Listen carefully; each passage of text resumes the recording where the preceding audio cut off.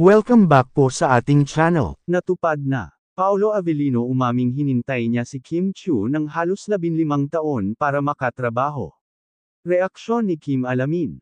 Lantarang inamin nga ng aktor na si Paolo Avellino kamakailan na mahigit halos 15 taon bago niya makatrabaho ang aktres na si Kim Chiu.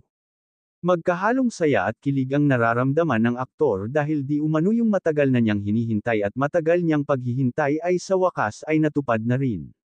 Maraming pagkakataon nga niyang inisip kung kailan niya makakatrabaho ang aktres dahil noon ay mataas ang respeto nito sa dalaga at maging sa kanyang partner noon na si Sian kaya hindi siya nagkaroon ng lakas ng loob para hilingin na makatrabaho sa isang pelikula si Kim Chiu. Kaya naman simula noong maghiwalay ang celebrity couple na si Sian Lim at Kim ay doon na nagkaroon ng lakas ng loob si Paolo Avellino na hilingin sa management kung pwede niyang makatrabaho si Kim Chiu sa isang pelikula. At hindi nga naman siya binigo dahil sa kauna-unahang pagkakataon ay nagkaroon agad sila ng pelikula na talaga namang tinutukan ng mga netizens at maging ng mga fans nito ang pelikulang Linlang sa ABS-CBN na talaga namang hinangaan ng marami ang husay nila sa pag-arte. Kaya naman simula noon sunod-sunod na yung mga proyekto nila na magkasama ang dalawa.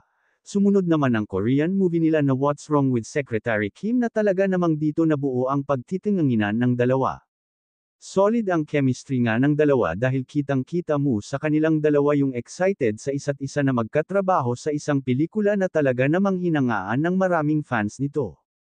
Ayon mismo sa mga fans nito sana nga lang si Paolo Avellino na lang yung nakarelasyon ni Kim noon siguro may anak na sila or kasal na siguro sila ngayon. Ito ang ilang mababasa mong komento mula sa mga netizens na talaga namang solid talaga ang kanilang suporta sa kanilang mga idolo.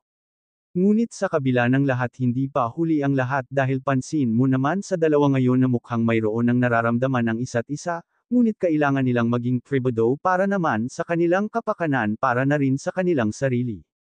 Reaksyon naman ng aktres dito sa usaping ito sobrang saya niya na makatrabaho ang aktor dahil naroon yung exciting moment lalo na pagkasama mo si Paolo kaya masasabi nitong napaka-professional niya pagdating sa trabaho.